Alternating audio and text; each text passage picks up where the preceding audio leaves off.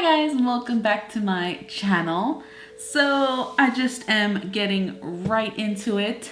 As you can see, these are the Bianyo Brush Markers, alcohol based of course. And I'm so excited to have received these from Bianyo themselves. They are the 72 color basic set, and I just pulled it out of the Amazon box just now. So let's go ahead and take a look at it.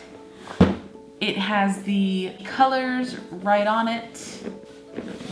I believe that's upside down, so we'll just flip it around.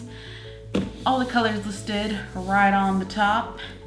And it's a little beat up, but probably that may have happened in shipping and handling, not sure. But that's okay. It's about the markers, not so much the packaging. Well, sort of, because, oh, there's little tapes on it. Okay, we're just gonna push against it. Boom. There we go. Just gonna lift them on up. Oh, and it has the colors on the inside too. Interesting. Very cool. And of course they match up to the way. That's actually really cool. So that you can keep them in order according to the order of the color swatches that they give you here. That's good to know.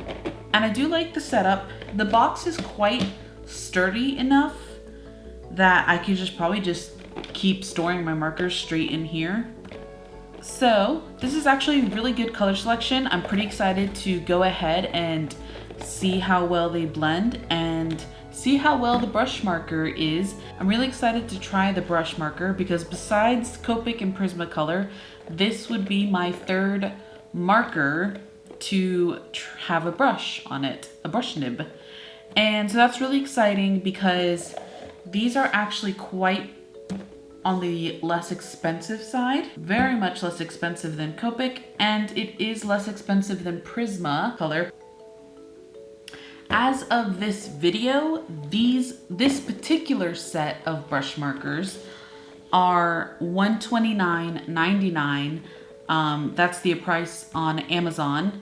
And Bianyo does have different sort of selections as far as, like I stated, these are their brush markers, but they also have the regular chisel tip markers with the bullet nib on the other side for much cheaper. And those type come in also 72 colors. So without further ado, let's go ahead and just get into it. One thing I really want to try is how well they blend. So I'm just gonna go ahead and, I don't know, let's see.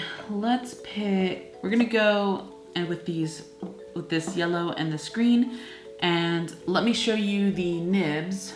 So this is the barrel of the marker, brush marker. We've got the chisel tip on this side, your regular usual chisel tip, and then we've got a brush nib on the other side, and that is a really nice brush nib. That's pretty comparable to Prisma and Copic as far as the look of it. So that's pretty cool. I'm really excited to test this out and see how it does. So let's check out blending. Just gonna do a quick kind of swatch of blending. Let's go into a more yellow color. I'm very surprised with what I was able to achieve.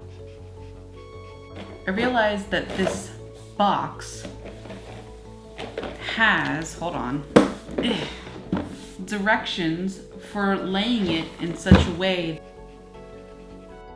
that it actually can be set up much more conveniently to select your markers so that your markers are much more easily accessible. And that's really cool. I really like that. I think that's a very neat feature. I did this color swatch and I'm really glad that I did because a lot of these colors, like the caps, just do not match the actual color that it lays down. So I've said it before in other videos, And I'll say it again, color swatch. Do it all the time. It's not the most fun part of the process when it comes to getting new materials to work with, because you just want to get right into it. But I promise you, you'll have such an easier time deciding on a color palette, especially when the colors listed on the caps. I still recommend color swatching because you just don't know until you use it. So these are all 72 colors. One thing though that I really did want to mention first, really fast, I think it was like this one. Some of the markers and their brush tips are a little wonky. I don't know how else to say it, but there were a few colors that had odd brush tips. So these two markers, let me focus in on these really quick. What I'm about to talk about might be coming across as super nitpicky, but in my opinion, it's not. I really think this is just really important to show. This color right here, it's a light blue color. Look at its brush tip. That's a brush tip that is very nice. It's got a very, very, very nice fine point. And while I was color swatching, I noticed a few of the colors were like this as far as the brush nibs go. This is a little more nubbier. I don't know if that's a word. It's just more nubbed and rounded. There we go. It's just more rounded. This may not be an issue for some artists. For me, it's kind of an issue, only because the other side is a chisel tip. So when it comes to brush tips, having that super, super fine point like this one is very important to me because I like to have my line weight vary. So, and especially if I'm coloring in small areas, I want to make sure that I'm able to do so with that very, very fine tip. That said, let's go ahead and draw a piece of artwork and see how these babies perform.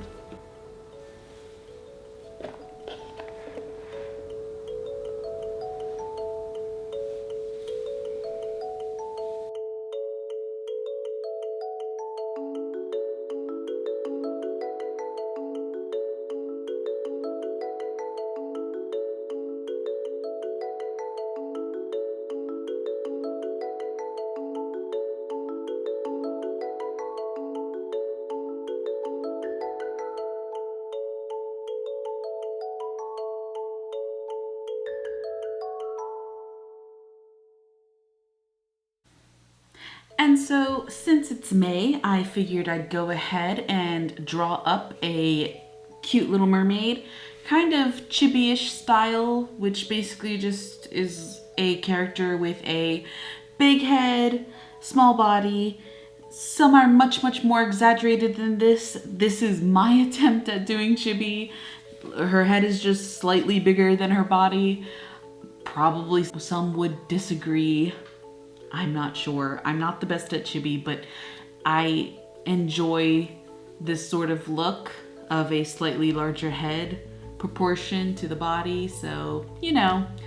So anyways, I figured I'd go ahead and stick with the mermaid theme since we are in May. These are definitely the cheapest brush markers I've ever tried. And I'm just so excited to be using them because I think they're a great option or alternative to much of the more expensive brush markers out there. They are still kind of pricey as they are over $100, and you know, for some that might be, you know, a little bit out of the price range. But for brush nibs, it is so hard to find a brush nib alcohol marker that is this sort of price, especially when you take into account the fact that you are getting 72 colors. And so far, the only downside at the moment is things that I've already mentioned as far as the brush nibs go. But regardless, they feel nice, and so far I'm really enjoying them. One of the other things that I noticed, and I noticed while I was doing the color swatching, and basically I'm curious to see if it happens when I'm coloring this piece, but on some of the markers there are these little hard crystals. I don't know how else to really describe them. It's a very weird thing. It's almost as if the ink had kind of solidified on the brush nib into this rock hard crystal, and when you use the brush nib and the crystal is there, it streaks like really dark, almost blackish ink. And so that has the potential of ruining an art piece, and I just wanted to mention that as that's something that I noticed. Let's see if I come across that sort of an issue while coloring this piece. Hopefully not, but I guess we'll see. For those who don't know what mermaid is, let me just do a quick overview. So basically mermaid is just, since it's May, every day you draw a mermaid. And it's just a really fun challenge just to get you to draw more every day. And usually a prompt is provided. There is an official prompt list that you can follow that supplies a word for each day. Other artists just do whatever they want. Usually other artists will make up their own prompt list. Then there are other artists who don't follow any sort of prompt. They just draw mermaids every day, any kind of mermaid that they want. So for this particular one, there is no theme that I'm following, no prompt or anything or word. This is more of a drawing a mermaid and just going with the flow. And don't worry about doing a mermaid every single day. Honestly, this is day, I don't even know, 4 for me, and I've already failed as far as drawing a mermaid every single day.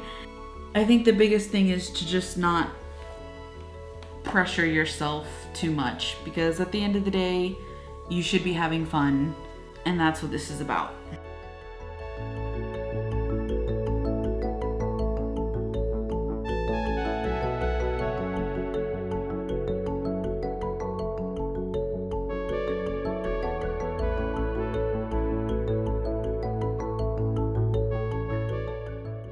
And so I went ahead and just quickly took one of my black liners and thickened out some lines just to really pull this piece together.